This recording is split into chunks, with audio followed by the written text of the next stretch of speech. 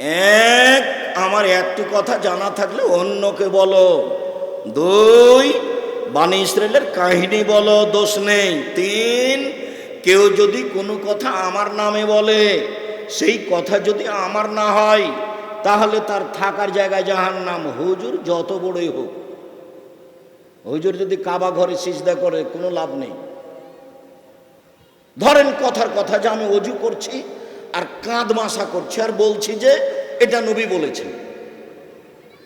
তো যদি নবী না বলে থাকেন ভালো, যদি বলে থাকেন তাহলে ভালো, যদি না বলে থাকেন তাহলে কি হবে? বলে থাকলে ভালো, যদি না বলে থাকেন তাহলে কি হবে? কাজেই মৌলানা সাহেবের মুখ দিয়ে কথাটা বের করার পূর্বে আগে এটা ঠিক করে নিতে হবে। মুকসিদুল মুমিনিন বইয়ের প্রথমে লেখা আছে, এক ওয়াক্ত নামাজ কাজা করলে ৮০ হোক বা জাহান্নামে থাকতে হয়। দেখি বের করেন তো কোথায় লেখা আছে, হাদিসটা কোথায়? আমি তো সময় দিয়েছি কিয়ামত পর্যন্ত। তো তখন আমি আর কিয়ামত, আমার মরণ আমার কিয়ামত, আমি যতদিন বেঁচে আছি দেখে নিয়ে আসেন।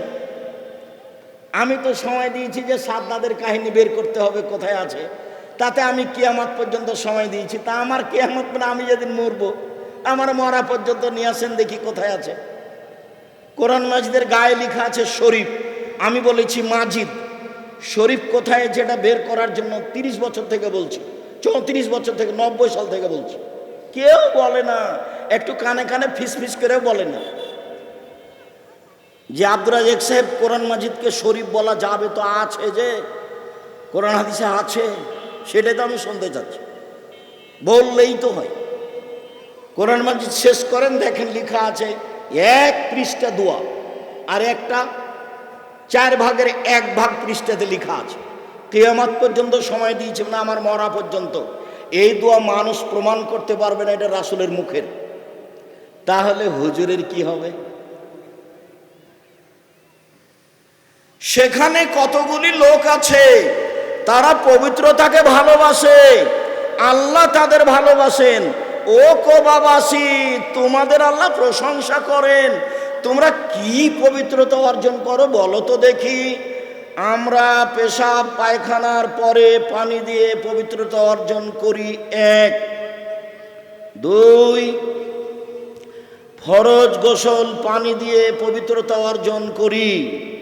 3, পানি দিয়ে অজু করে সালাত আদায় করি। হ্যাঁ ঠিক, এই জন্য আল্লাহ তোমাদের প্রশংসা করছেন যে হ্যাঁ ওরা খুব পবিত্র, ভালো মানুষ।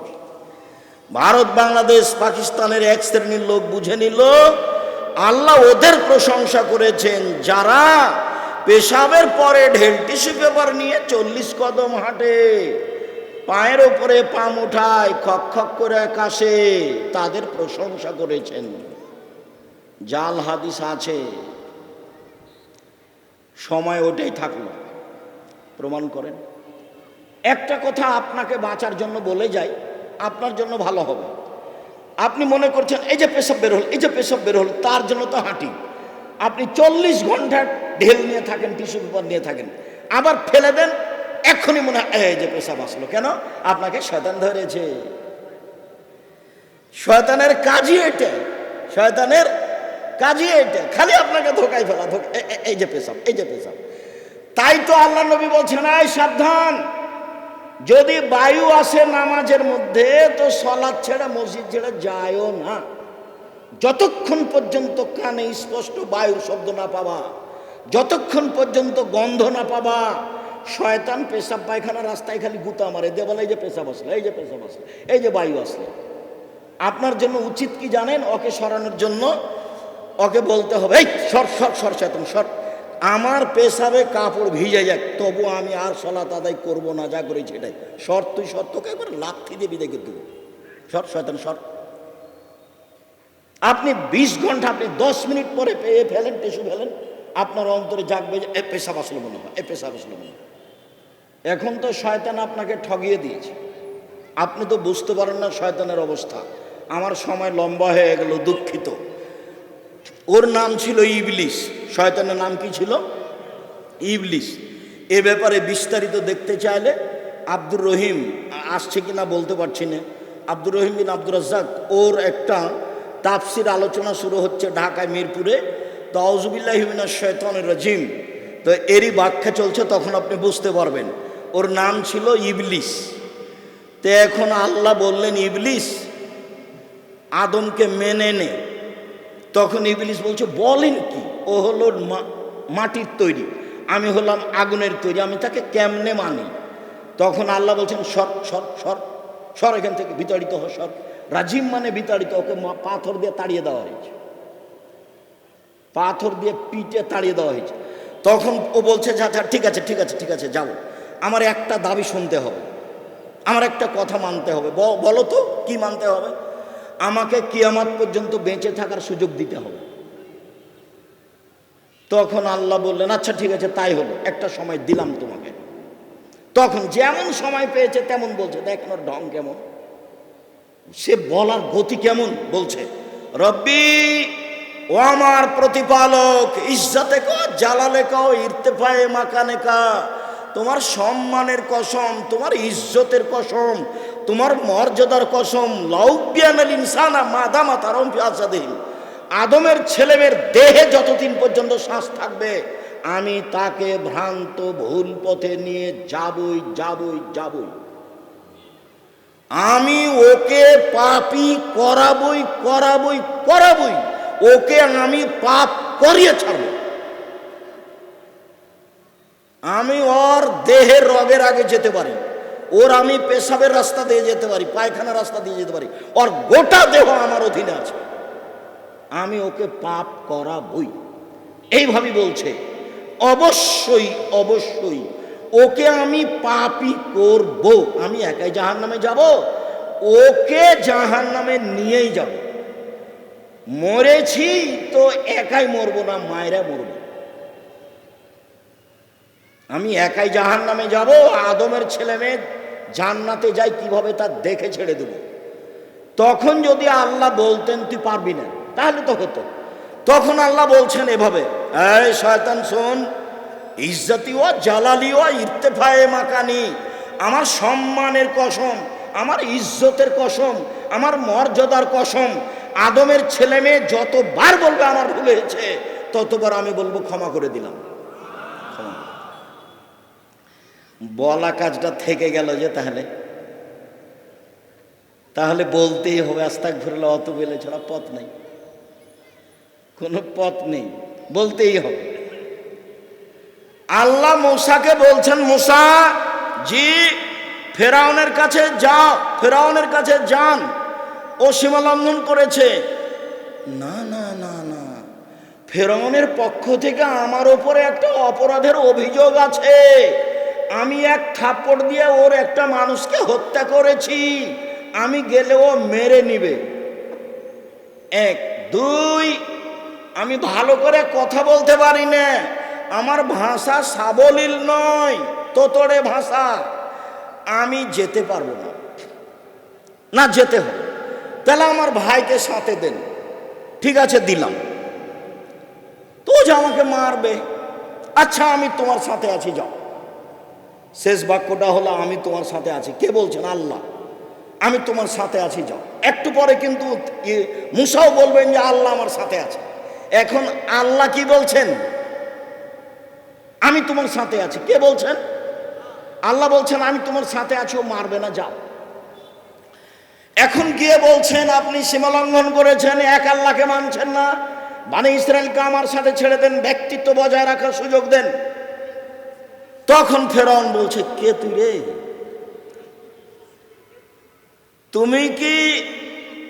তোমাকে কি আমি শিশুকালে লালন পালন করিনি? ফেরাউন বলছে, তোমাকে কি আমি শিশুকালে লালন পালন করিনি? তুমি কি বহু বছর আমার মাঝে থাকনি?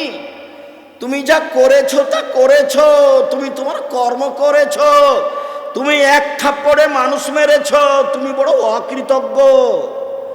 দীর্ঘদিন লালন পালন করেছি, তবুও তুমি আমার পরিবারের এক লোককে মেরে পালিয়ে গেছো, তুমি বড় অকৃতজ্ঞ। এখন মূসা আলাইহিস সালাম বলছেন, আমি যা করেছি তা করেছি, ঠিক কথাই বলেছেন, এক থাপ্পড়ে মানুষ মেরেছি, আমি যা করেছি তা করেছি। তখন আমি ভুল পথে ছিলাম, আমি আপনার ভয়ে দেশ ছেড়েছি। আমার প্রতিপালক আমার প্রতি দয়া করেছেন, তিনি আমাকে জ্ঞানে গুণে পূর্ণ করেছেন, তিনি আমাকে নবী করেছেন। তুমি আমার ওপরে, আপনি আমার ওপরে অনুগ্রহ করেছেন, অনুগ্রহ করে আপনি খোঁটা দিয়েছেন, খোঁটা দিয়ে আপনি বানি ইসরায়েলকে দাস দাসীতে পরিণত করেছেন। আপনি বড় উদ্ধত স্বৈরাচার সীমা লঙ্ঘন করেছেন। পরের অংশ ফেরাউনের ঘোষণা, মুসা আলাইহিস সালামের ঘোষণা। তারপর আল্লাহ বললেন যে তোমার পিছা ধাবন করবে ফেরাউন, পালাও। তো পালিয়ে গেলেন। কুলজুম সাগর, নীল সাগর নয়, কুলজুম সাগর সামনে। সঙ্গী সাথী বলল ইন্নাল্লাহ মুদরাকুন, আমরা আটকা পড়েছি, আমরা বাঁচবো না, ফেরাউনের হাতে ধরা পড়েছি। তখন মুসা আলাইহিস সালাম বলছেন কাল্লা, কখনো নহে, অসম্ভব, এটা হতে পারে না। ইন্না মাইয়া রাব্বি, আমার সাথে আমার প্রতিপালক রয়েছেন, সেই দিনই তিনি আমাকে পথ দেখাবেন। ফেরাউন আমাকে ধরে নিবে মানে? বলো কি তোমরা, এটা অসম্ভব, এটা হতে পারে না, কখনো নহে। ফেরাউন আমাকে ধরতে পারে না, আল্লাহ আমার সাথে আছেন, তিনি আমাকে পথ দেখাবেন। একটু আগে আল্লাহ কি বললেন? আমি তোমার সাথে আছি। এখন মুসা আলাইহিস সালাম কি বলছেন? আল্লাহ আমার সাথে আছে। এদেশে একটা বই পাওয়া যায়, উপদেশ। উপদেশ বইয়ের একটা আলোচনা আছে আল্লাহ ভরসা, সেখানে এই ঘটনাটা দেওয়া আছে। আমি আপনার জন্য বই লিখেছিলাম, জানি না আপনার সংকীর্ণতা কোথায়। আপনাকে আমি সংকীর্ণ মনে থাকার জন্য কখনো বলিনি। আমি বলেছি আপনি খোলা মাঠে আসেন, কোনো দলের মধ্যে ঢুকে নিজেকে সংকীর্ণ করিয়েন না, কারো বদনাম গীবত করতে শিখিয়েন না, দোকানে আড্ডা পিটিয়েন না। উপার্জন করেন, রুজি, 5 ওয়াক্ত সালাত আদায় করেন, জ্ঞানীগুণী মানুষের পরামর্শ নেন, দুনিয়া শেষ। একদিন দেখেছিলাম বয়স 40, এখন দেখি 60, তারপরে একদিন নেই। এর নাম জীবন। কারো পিছনে পড়ে, কারো পাল্লায় পড়ে, কারো বদনাম করে, দলটল করে, ক্ষতি করে দুনিয়া থেকে যাওয়ার চেষ্টা করিয়েন না, সময় শেষ। সুবহানাল্লাহ আলহামদুলিল্লাহ বললে আকাশ জমিন নেকিতে ভর্তি হয়ে যায়। দোকানে বসে আড্ডা পিটবেন না, মাঝে মধ্যে বলবেন সুবহানাল্লাহ আলহামদুলিল্লাহ, মাঝে মধ্যে সূরা ইখলাস 3 বার পড়বেন। নেকি খালি লুটে নেন, খালি ধরে উড়ে বেড়াচ্ছে ন্যায়কে। 3 বার সূরা ইখলাস পড়লে 1 বার কোরআন মাজিদ পড়ার সমান নেকি হয়, নেকি খালি লুটে নেন। আপনাকে 1 বার কোরআন মাজিদ পড়তে অন্তত 6 মাস লাগবে, যারা বেশি পড়ে তাদের 3 মাস লাগবে, যারা তার চেয়ে খুব বেশি পড়ে তাদের 1 মাস লাগবে। আর সূরা ইখলাস 3 বার পড়লে 1 মিনিটে। এখন দোকানে বসে আড্ডা পিটছেন, মাথায় টুপি দিয়ে বদনাম করছেন, কি করা যায় বলে? আর তহুর ও শাতরুল ঈমান, ওযু হলো অর্ধেক ঈমান, পবিত্রতা হলো অর্ধেক ঈমান। সুবহানাল্লাহ, পবিত্রতা অর্ধেক ঈমান। হজ, সেম, আরো যা কিছু আছে, দান, খায়রাত, তাসবিহ, তাহলিল, সারা দুনিয়া মিলে সব মিলে হলো অর্ধেক ঈমান।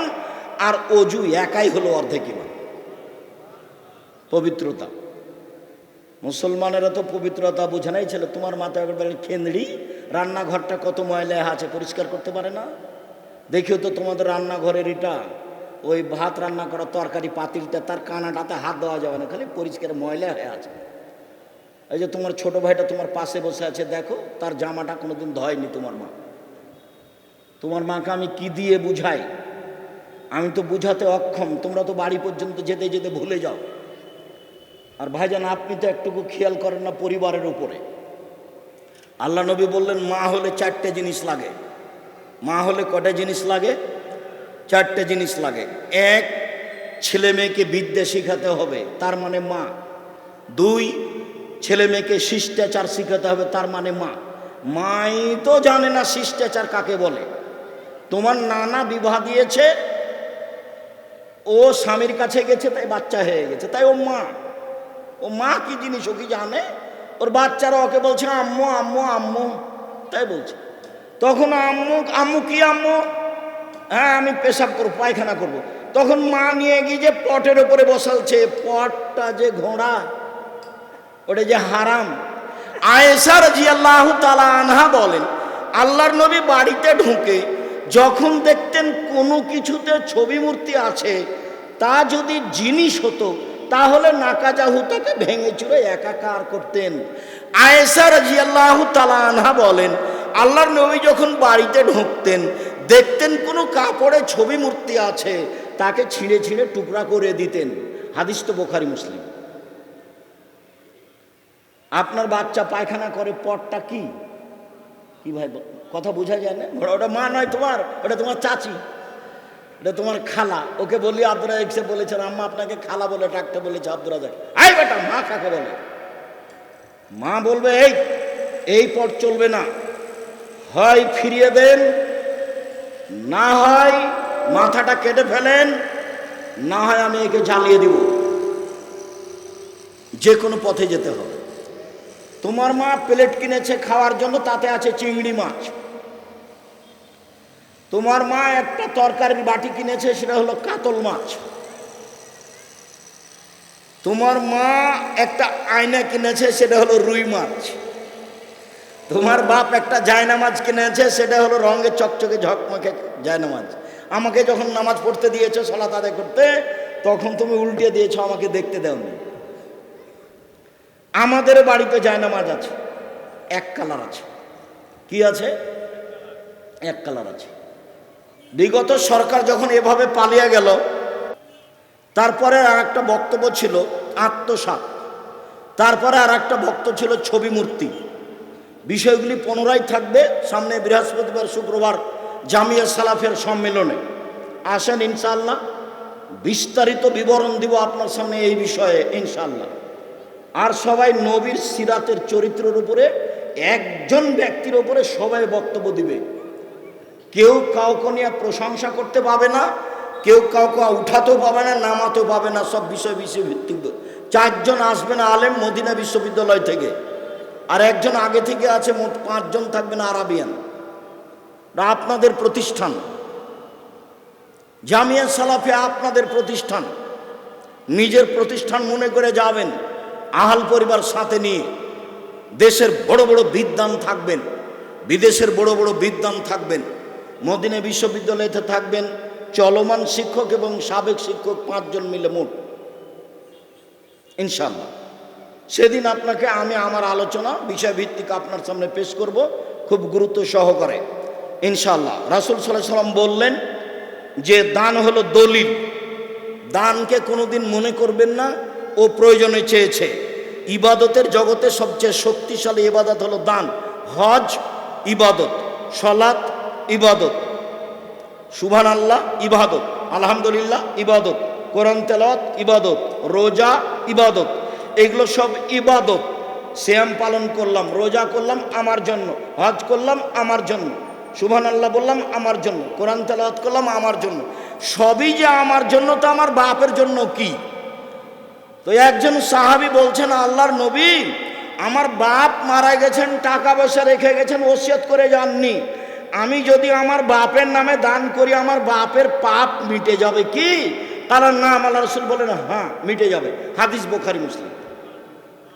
নেন এবার।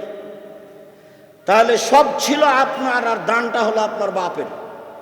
তখন আপনার এবং আপনার বাপের দুইজনের এমন কোনো পাওয়ারফুল ইবাদত নেই যেটা আর একজনকে ডিঙ্গিয়ে যেতে পারে আপনার থেকে। শুধুমাত্র দানই পারে। আপনার তো নেকি হবে হবে। আপনি মায়ের নামে যখন দান করলেন, তখন মায়ের কবরের শাস্তি বন্ধ হয়ে যাবে। এ কথা আমি বলিনি, এ কথা মুহাম্মদ সাল্লাল্লাহু আলাইহি ওয়াসাল্লাম বলেছেন। পৃথিবীতে সবচেয়ে শক্তিশালী ইবাদত হলো দান। তারপরে তিনি বললেন, কোরআন তোমার পক্ষেও হতে পারে, কোরআন তোমার বিপক্ষেও হতে পারে। এক পায়ে দাঁড়িয়ে থাকবেন। দাঁড়িয়ে থাকলে একবারে 19-20 হয় না যেন। আমি আপনার সামনে কোনো গল্প শোনাতে আসিনি। আল্লাহর কসম, 90 সাল থেকে নিয়ে এখন পর্যন্ত আমি কিসসা কাহিনী বলিনি, দল নিয়ে কথা বলিনি, মাযহাবের পাতা পড়িনি, মাযহাবের পাতা ছিঁড়ে দিয়েছি। 90 সাল থেকে নিয়ে এখন পর্যন্ত একটা বাক্য যদি কেউ প্রমাণ করতে পারে, এই দেখেন আপনি মাযহাব নিয়ে কথা বলেন, আমি বক্তব্য দেব না। আবু হুরায়রা রাদিয়াল্লাহু তাআলা আনহু বলেন, আল্লাহর নবী বললেন, আমি কি তোমাদের একটি আমলের কথা বলে দিব না যাতে পাপ মিটে যাবে, মান বেড়ে যাবে? আমি কি একটা নেকির কথা বলে দিব না যাতে পাপ মিটে যাবে, মান বেড়ে যাবে? কালুবালা। হ্যাঁ বলেন দেখি সেটা কি? যাতে পাপ মিটে যাবে, মান বেড়ে যাবে। তখন বলছেন এক, এসবাগুল অজু, ভালো করে অজু করা। দুই, আলমাস্য আলাল আকদামেল আল মাসাজিদ, পায়ে হেঁটে মসজিদে যাওয়া।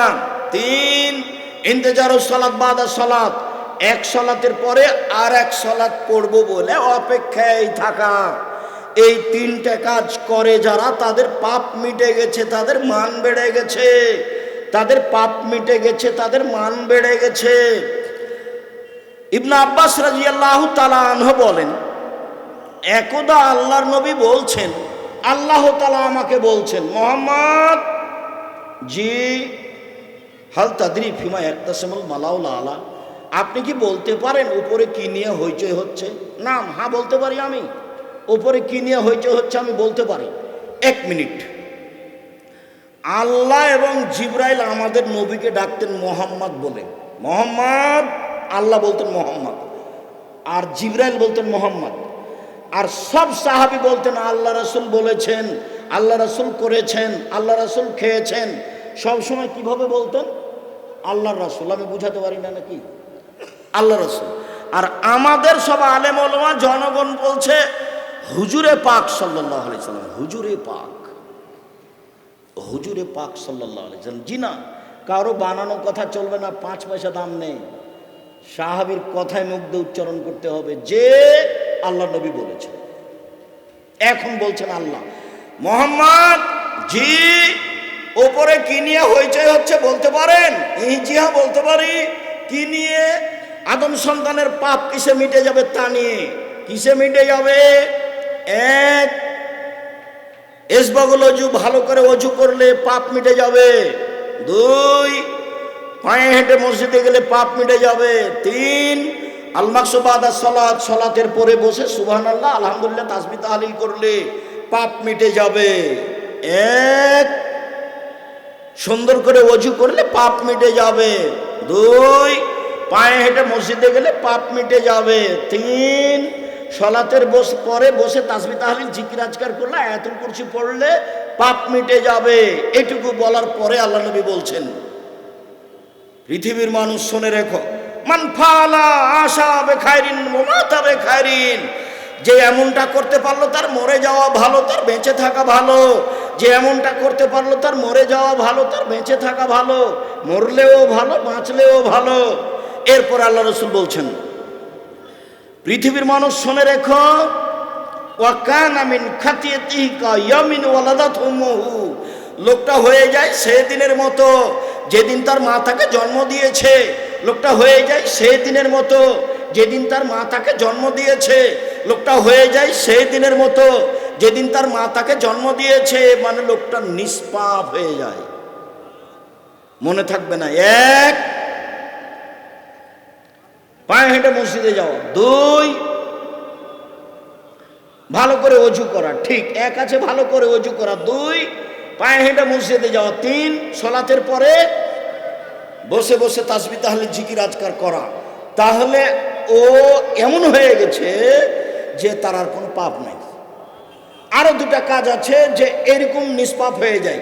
তার একটা হলো যে মানুষ যদি হজ করে আর টাকা যদি বৈধ হয়, তাহলে হয়ে যায় সেই দিনের মতো যেদিন তার মা তাকে জন্ম দিয়েছে, নিষ্পাপ হয়ে যায়।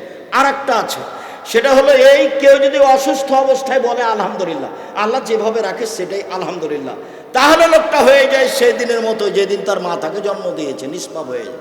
আর এখন যদি টাকা পয়সা থাকে আর যদি অসুখ বিসুখ হয়, তাহলে আরে সিঙ্গাপুর বিমানের খোঁজ নাও। আব্বা কি বলেন? আমি আগে বিমান ঠিক করেছি আব্বা, চিন্তা করবেন না। আর আল্লাহর নবী বলছেন যে এই মহিলাটা জান্নাতে চলে গেছে। কেন? মহিলাটা এসে বলছে, আল্লাহ নবী আমার একটা অসুখ। কি অসুখ? মির্গি, আমি উল্টে পড়ে যাই আর আমি কাপড় খুলে দিই।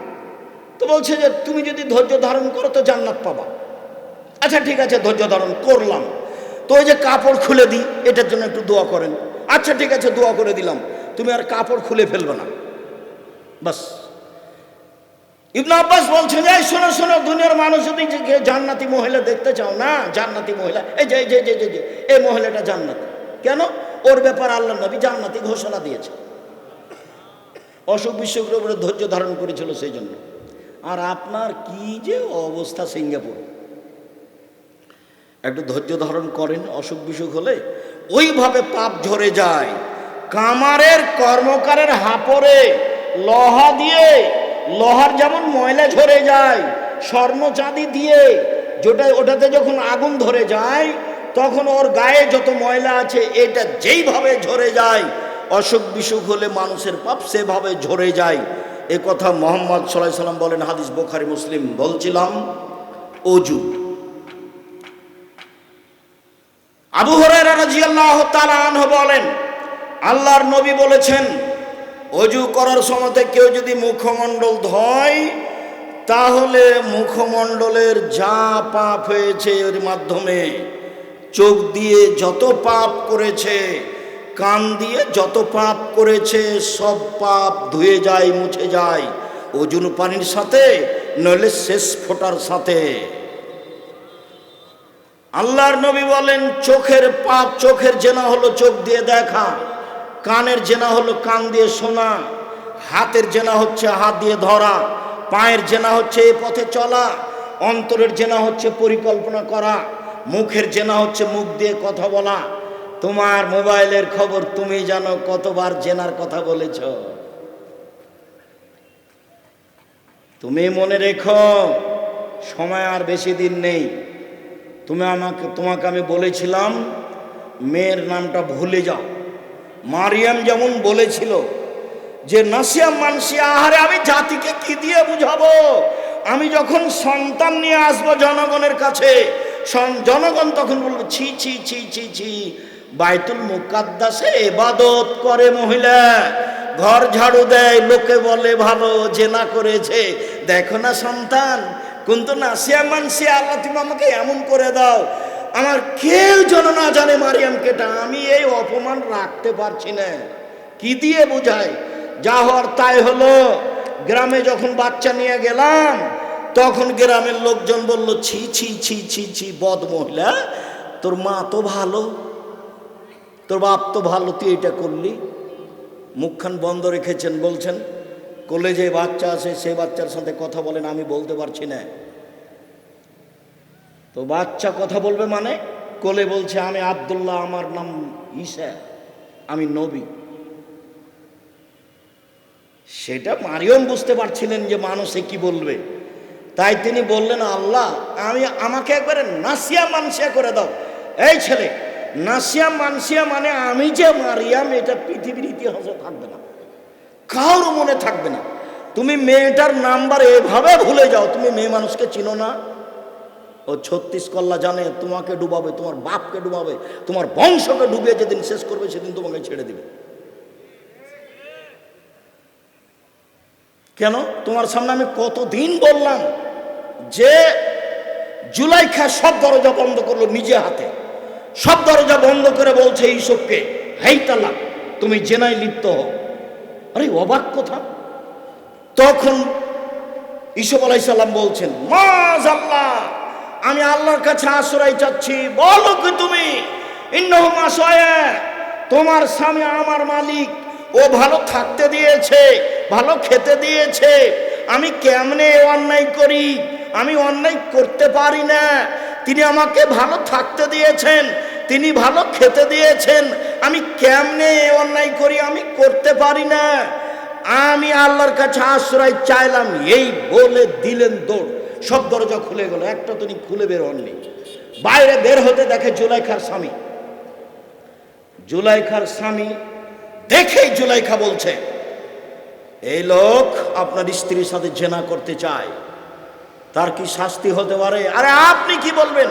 আমি এদেশের সরকারের স্ত্রী জুলাইখা বলছি, একে যথাযথ পিটন দিতে হবে, নইলে জেলখানায় বন্দি করতে হবে। এই হলো মহিলা। দরজা তো ওই বন্ধ করেছে, জেনার জন্য তো ওই প্রস্তাব দিয়েছে, এখন তো বলছে যে একে পিটাতে হবে, জেলখানায় বন্দি করতে হবে। পাগল হয়েছ?